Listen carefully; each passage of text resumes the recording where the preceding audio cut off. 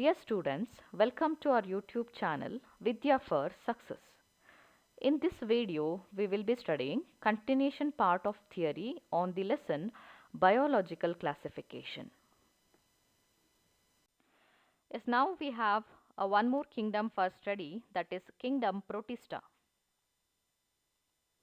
Yes, let's see what kind of organisms or comes under the kingdom Protista. So this is the kingdom where eukaryotes are placed. Clear? So we have seen in our earlier kingdom, that is in the kingdom Monera, where we have seen unicellular prokaryotic organisms. That means they are very primitive in their type of cell. But if you look into the kingdom Protista, the cell type is little advanced. That means the eukaryotic organisms are placed here.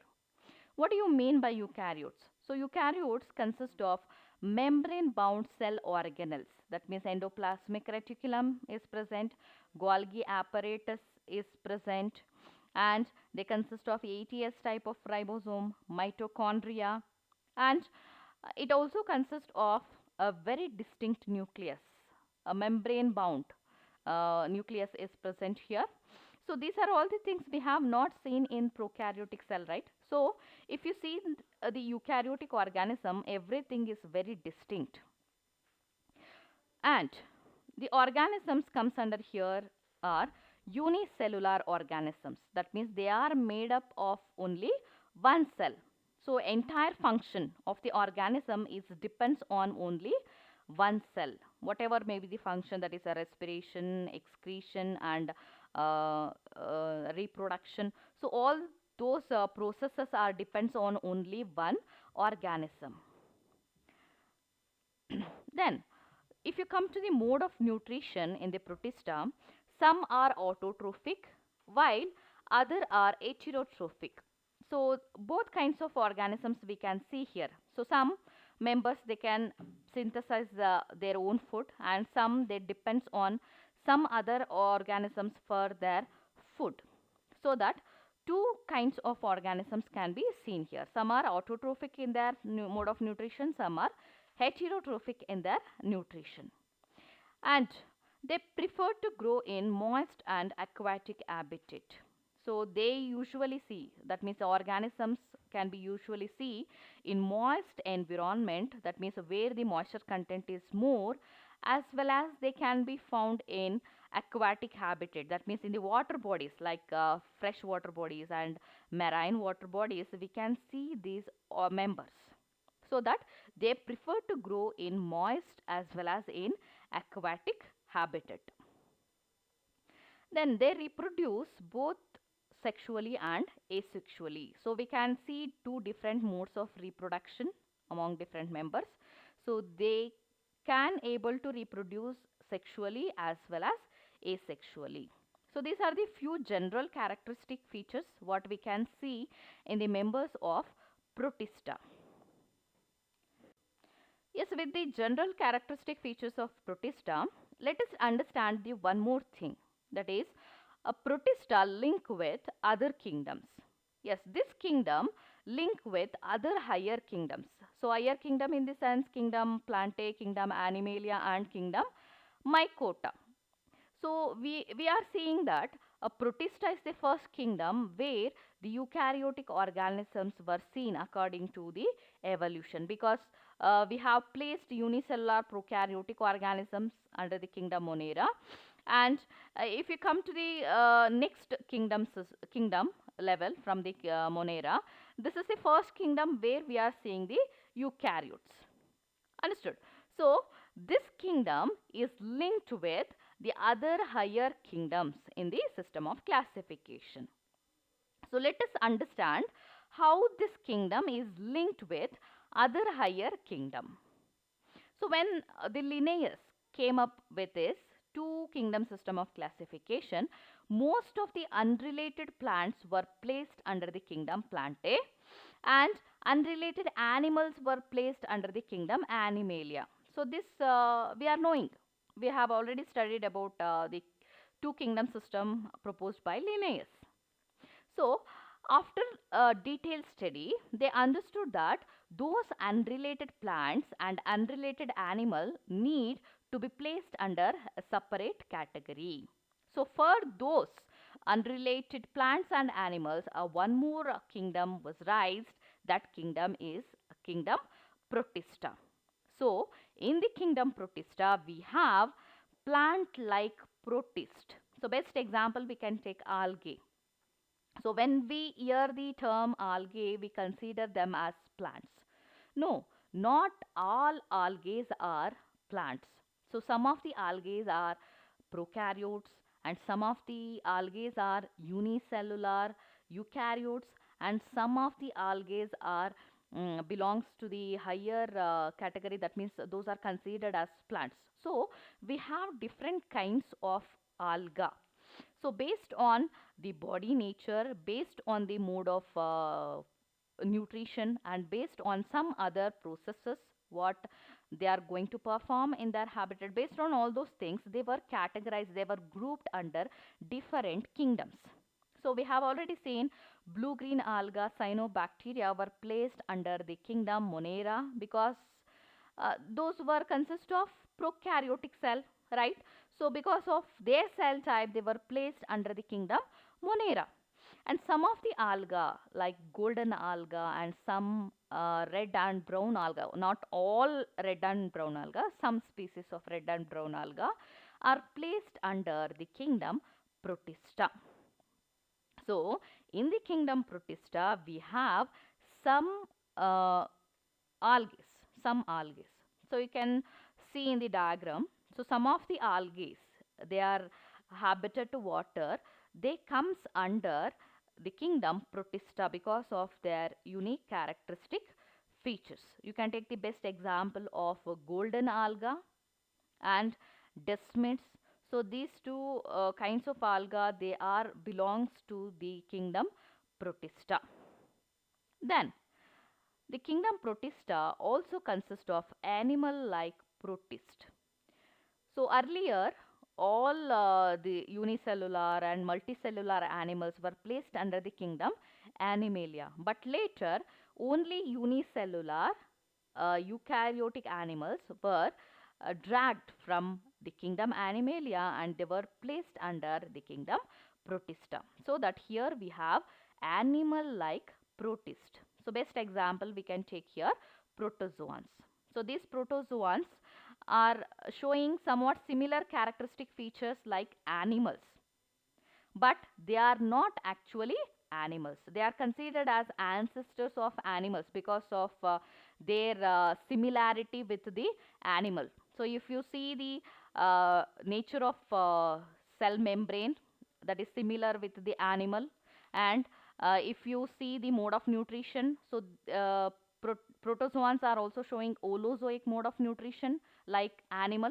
So because of these few similar characteristic features, earlier protozoans were mistaken as animals, but later after knowing the actual thing, they were placed under the separate category in under the Protista. So that here we have animal like protist. Then we have fungi like protist. So some of the organisms, because of their appearance, they were considered as fungi. So what is the character? Then what is the common character we can see in fungi? So fungi usually grow on dead and decaying organic matter. So we can consider a rotten vegetable or fruit. So if you observe the rotten vegetable and fruit surface, we can see small thread-like structures. Clear? So those threads are nothing but molds. So fungi usually grow on the rotten things in the form of thread-like structure. So that character was misunderstood as fungi in some of the organism. So you can see in this diagram. So these are not actually fungi. So because of their appearance and their formation on the dead and decaying organic matter, they were considered as a fungi earlier. But later they came to know that these are not fungi, so that a fungi like protists were placed under the kingdom Protista. So best example we have here is slime molds. So slime molds are fungi like protists. They appear like fungi and they form like fungi on the dead and decaying organic matter, but they are not actually fungi. Clear, right? So here we have three different kinds of organisms. Some are similar with plants, some are similar with animals, some are similar with fungi. So because of this, the kingdom Protista link with other kingdoms. Yes, the kingdom Protista is divided into 5 different divisions, mainly based on the mode of nutrition and some other characteristic features. So based on that, they are divided into number of groups. So the first group or division is chrysophytes, and the second division is dinoflagellates. So these two divisions consist of photosynthetic organisms. That means most of the organisms belongs to these two category are able to synthesize their own food material. So here we have plant like protist, and the third division is euglenoids. So euglenoids consist of organisms, they are not completely act as plants and they are not completely act as animals. So they are showing somewhat intermediate characters between plants and animals. So such a kind of organisms are belongs to the division euglenoids. And one more division is slime molds. Here we have fungi like protist. They appears like fungi, they form like fungi on the rotten things, but they are not actually fungi. So the fungi like protists are placed under the division slime molds. And the one more division is protozoans. So in this division we have unicellular animals. So primitive animals, unicellular animals were placed under the division protozoans. So these are the different groups we can see under the kingdom Protista. So in our upcoming slide we are going to study somewhat detailed information regarding all the groups of protist. Yes, now let us talk about one of the group or division under the Protista, that is chrysophytes. So best example of organisms can be studied under this category is diatoms and golden alga. So you can see the first diagram, that is diatoms, and the second diagram is golden alga. So golden alga, because of its appearance, the color of the alga is golden color, and you can just observe the ornamentation on the surface of organism. So because of this rich appearance, the organism is called as golden algae. And these two organisms are plant like protist.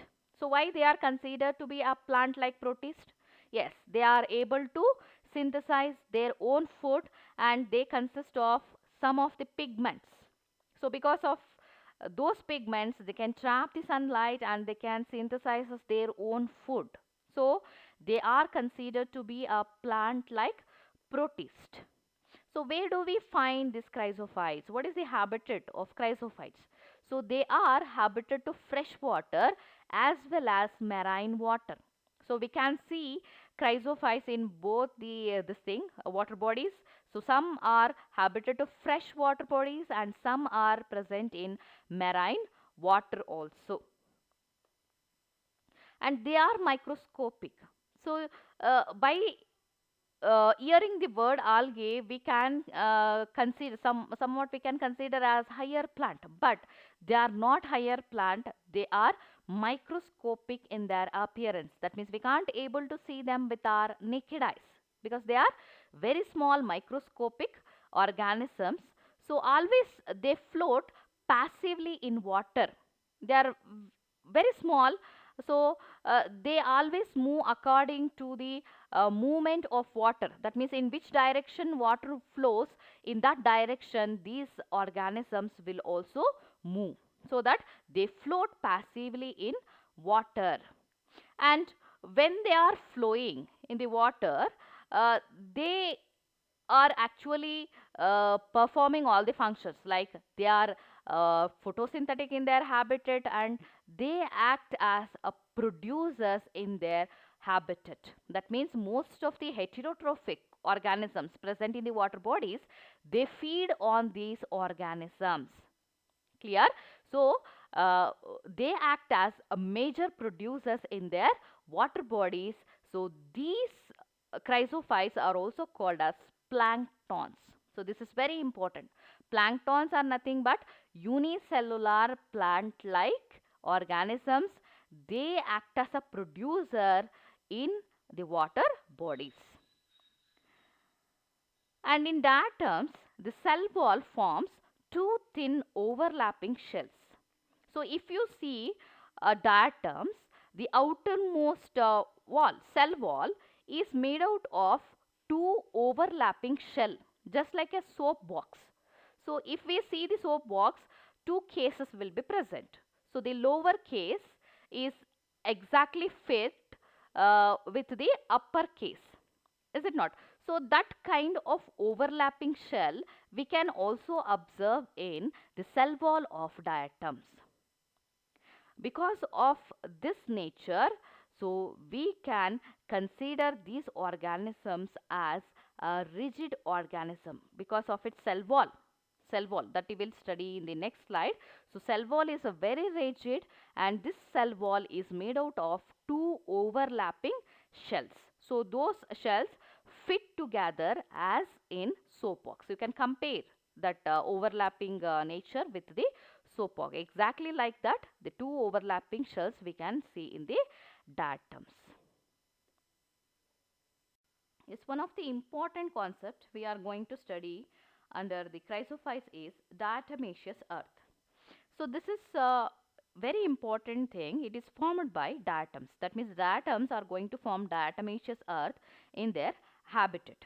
So this diatomaceous earth can be seen in the undersurface of water. That means in the bottom region of water, we can see the deposition of the cell wall of diatoms. So that deposition of cell wall over a period of time leads to the formation of diatomaceous earth. So you might have surprised because after the death of organism, they are going to degraded by microorganism. Even we can take the example of higher plants and animals. After our death, the microorganisms will act on our body and they will degrade us. Clear? But the diatoms consist of one of the component that is embedded on the cell wall. So that component is nothing but silica. So silica is embedded on the cell wall of diatoms. So this makes the cell wall indestructible. That means microorganisms can't able to act on the cell wall of diatoms. So that after the death of diatoms, their cell wall going to be remain as it is in their habitat. Understood, right? So, what happens in the water bodies? New diatoms will form and old diatoms will die. So, after the death of diatoms, their cell wall is not going to be destructed. That means that is not going to destroyed. So that will get settled in the bottom region of water. So this will continue. That means again the new diatoms form and old diatoms die. So this continues over millions of years. So after over a million of years, so continuous deposition of the cell wall of diatoms leads to the formation of diatomaceous earth. That means a new layer will form on the earth's surface. So that new layer formed by the indestructible cell wall of diatom is called as diatomaceous earth. Understood, right? So diatoms left behind large amount of cell wall deposit in their habitat. This accumulation leads to the formation of diatomaceous earth. As I told, cell wall deposits in their habitat over uh, a period of time leads to the formation of diatomaceous earth. And the cell wall are embedded with silica. So this is what giving indestructible nature to the cell wall. So because of the silica, the cell wall is not destructible. It is not going to destroy. So diatomaceous earth is formed by the left behind diatoms cell wall deposits in their habitat. So this is very important concept. So if you consider the diatomaceous earth, they are highly important because we have lots of economic importance by this. So let us study in the next slide. Yes, let us study about uses of diatomaceous earth. So diatomaceous earth is economically very useful. So because of this, it is used in many industries to produce number of products. So one such use is it is used in polishing. So the diatomaceous earth is gritty in nature, like sand. So sand is gritty and it is rough in texture, right? So like that, the nature of diatomaceous earth also, it is very gritty. Because of this, it is used to polish the surface of metal substances. So when the metal surfaces are rubbed with the diatomaceous earth, it helps to smoothen the surface.